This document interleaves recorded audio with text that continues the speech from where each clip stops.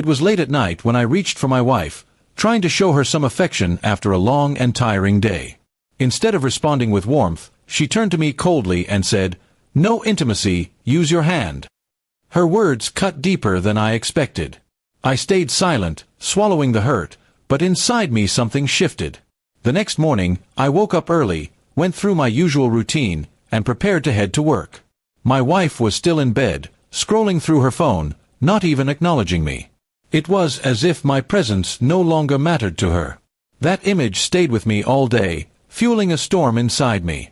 I thought about everything I had sacrificed for this marriage. Long hours at work, putting aside my hobbies, always prioritizing her comfort. In return, I only received distance, complaints, and now outright rejection. The intimacy that should bind us together had become a weapon she used to belittle me. By the time I returned home, I had already decided I wouldn't let her continue treating me like a disposable provider. She greeted me with her usual demand for money to cover some shopping she wanted to do. Normally, I would hand it over without a word, but this time, I stayed firm. I looked her in the eye and said calmly, "No money. Earn it yourself." For a moment, she stared at me as if she couldn't believe what I just said. Then her expression shifted to anger, her face turning red. She accused me of being selfish, cruel, and unloving. I didn't raise my voice. I simply reminded her of her own words from the night before. "You told me you won't share intimacy with me and that I should handle it myself.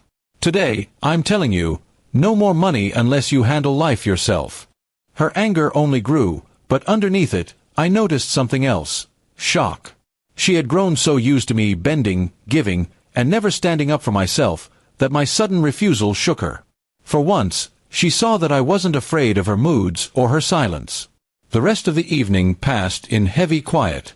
She tried to test me, asking again for cash, hinting about bills, trying to guilt-trip me. But I stood firm, explaining that respect in marriage must go both ways. If she could deny me care and closeness, why should I break my back only to be treated like a machine? Over the next few days, tension filled the house. She cooked less, barely spoke to me, and gave me icy glares. Yet, I felt strangely calm. I had drawn a line, and I wasn't going to cross it again. For once, she had to understand the weight of her actions. Eventually, she broke down.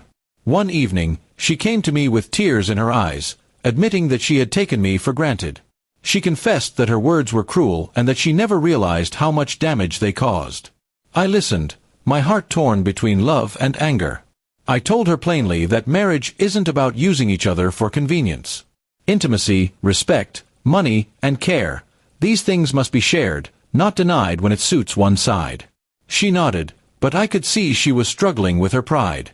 For days after that, she tried to make amends, cooking my favorite meals, sitting with me, talking more gently. But in the back of my mind, I kept wondering, was this change real, or just temporary because she didn't want to lose the comfort of my support? Even now, I'm still watching carefully. A marriage can only survive if both partners value each other equally. That night when she said, "Use your hand," she broke something between us. My words the next day weren't revenge, they were a mirror, showing her the reality she had created. And whether we heal or fall apart will depend on whether she truly understands that respect and love can't be one-sided. I won't go back to being a silent provider. If she wants me as her husband, she must treat me as one, not as a wallet with no heart. In the end, my words weren't meant to hurt her but to make her see what I had been feeling for so long. A marriage can't survive if one partner gives love, care, and money while the other only takes. She realized that her rejection and coldness were slowly destroying the bond between us. After days of silence and reflection, we sat down and spoke openly. She admitted her mistake, and I admitted my own silence had allowed it to grow. With understanding, we decided to rebuild our marriage on respect, care, and balance. It wasn't about punishment, it was about learning that without mutual effort, even love can fade.